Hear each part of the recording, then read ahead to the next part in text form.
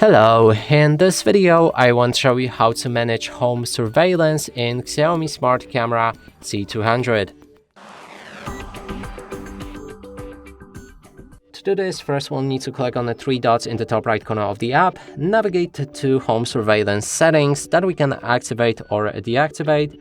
When they are activated, you'll be able to adjust settings like monitoring time, and here you can switch between 24 hours surveillance, daytime, nighttime, or customized schedule. If you select customize, you'll be able to set your own time when it begins.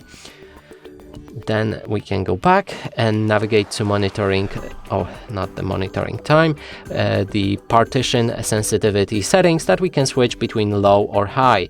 There's also alarm interval. Set longer intervals between the alarms to reduce the interference, and we can switch between 3 minutes to 30 minutes.